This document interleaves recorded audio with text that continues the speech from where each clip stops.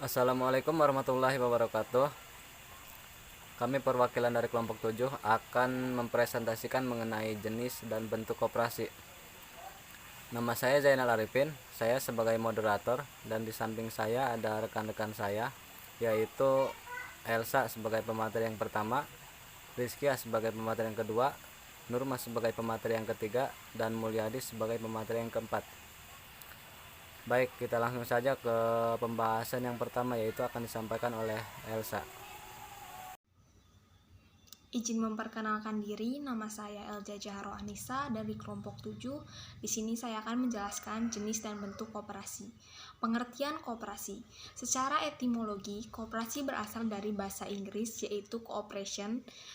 Co berarti bersama dan operation berarti kerja. Sedangkan secara terminologi, koperasi ialah suatu perkumpulan atau organisasi yang beranggotakan badan hukum atau orang-orang yang bekerja sama dengan penuh kesadaran untuk meningkatkan kesejahteraan anggota atas dasar sukarela secara kekeluargaan. Sedangkan Undang-Undang Nomor 25 Tahun 1992 mendefinisikan koperasi adalah badan usaha yang beranggotakan orang seorang atau badan hukum koperasi dengan melandaskan kegiatannya berdasarkan prinsip koperasi sekaligus sebagai gerakan ekonomi rakyat yang berdasar asas kekeluargaan. Sedangkan menurut Bapak Koperasi, Dr. Andes Muhammad Hatta, koperasi adalah bangunan organisasi sebagai badan usaha bersama berdasar asas kekeluargaan, semua anggota bertanggung jawab dan bekerja sama untuk mencapai tujuan bersama. Koperasi. Koperasi berdasarkan fungsinya dibagi menjadi 3, yaitu yang pertama koperasi konsumsi. Koperasi ini didirikan untuk memenuhi kebutuhan sehari-hari para anggotanya. Yang pasti barang yang dijual di koperasi harus lebih murah dibandingkan di tempat lain karena koperasi bertujuan mensejahterakan anggotanya. Yang kedua yaitu koperasi jasa. Fungsinya untuk memberikan jasa keuangan dalam bentuk pinjaman kepada para anggotanya. Tentunya bunga yang dipatok harus lebih rendah dari tempat meminjam uang yang lain. Yang ketiga yaitu koperasi produksi. Bidang usahanya adalah membantu penyediaan bahan baku, penyediaan peralatan produksi, membantu memproduksi jenis barang tertentu, serta membantu menjual dan memasarkan produk tersebut. Assalamualaikum warahmatullahi wabarakatuh. Nama saya Rizkia Nurmalia. Di sini saya akan menjelaskan tentang jenis koperasi berdasarkan tingkat dan luas daerah kerja. Yang pertama itu ada koperasi primer. Nah, koperasi primer ini ialah koperasi yang minimal anggotanya itu sebanyak 20 orang perseorangan. Yang kedua, ada koperasi sekunder. Adalah koperasi yang terdiri dari gabungan badan-badan koperasi serta memiliki cakupan daerah kerja yang luas dibandingkan dengan koperasi primer. Nah, koperasi sekunder ini dapat dibagi menjadi 3. Yang pertama itu ada koperasi pusat yang beranggotakan paling sedikit 5 koperasi primer. Yang kedua ada gabungan koperasi di mana koperasinya itu anggota minimalnya itu adalah 3 koperasi pusat. Dan yang ketiga ada induk koperasi di mana koperasi yang minimum anggotanya adalah 3 gabungan koperasi. Selanjutnya adalah koperasi berdasarkan jenis usahanya. Yang pertama ada koperasi simpan pinjam.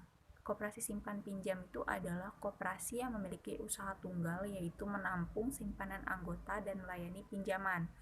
Nah, anggota yang menabung atau menyimpan ini akan mendapatkan imbalan jasa dan bagi peminjam dikenakan jasa. Besarnya jasa bagi penabung dan peminjam ditentukan melalui rapat anggota. Dari sinilah kegiatan usaha koperasi dapat dikatakan dari, oleh, dan untuk anggota.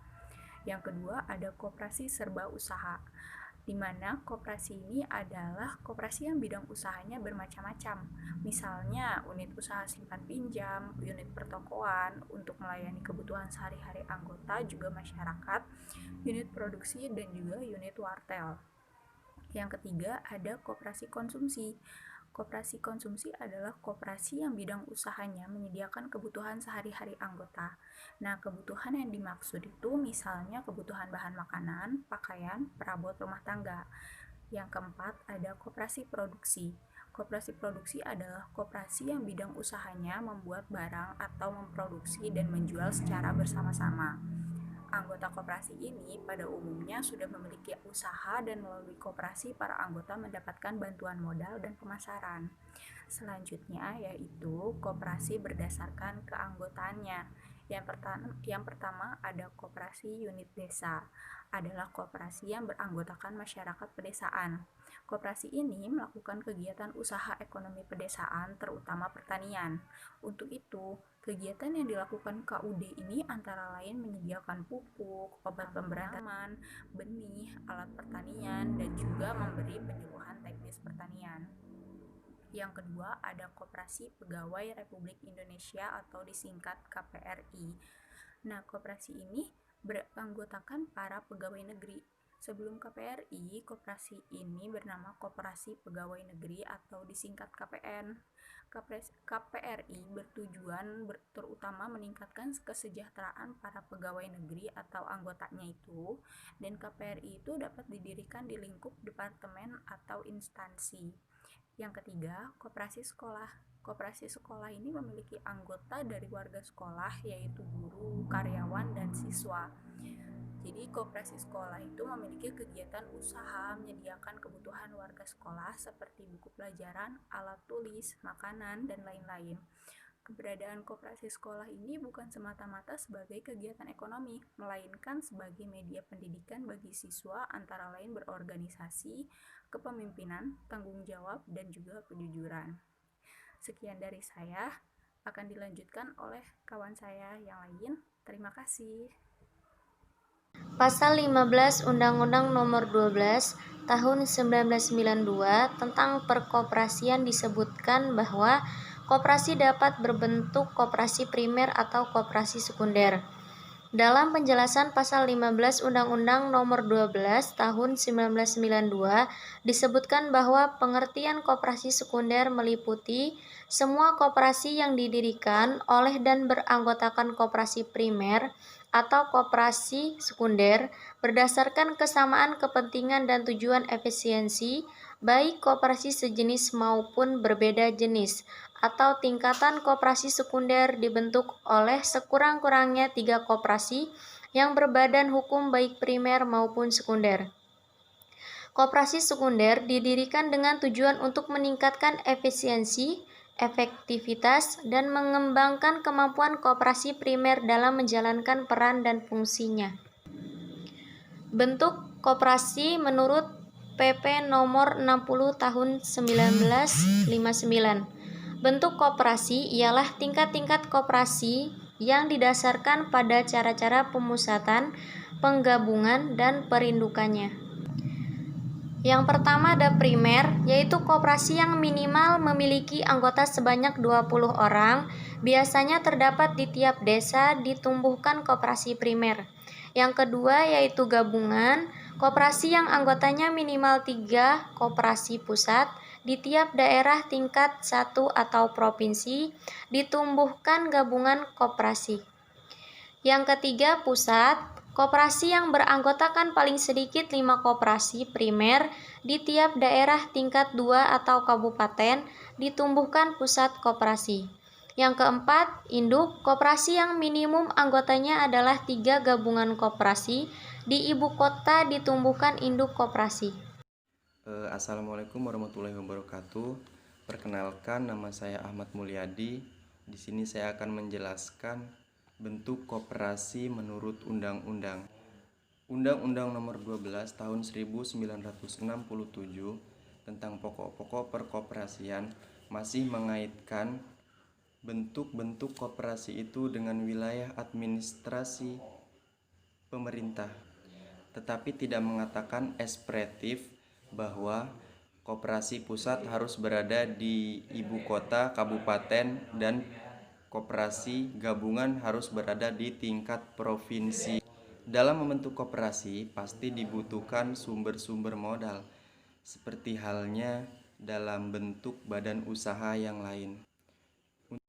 Untuk menjalankan usahanya, koperasi membutuhkan modal.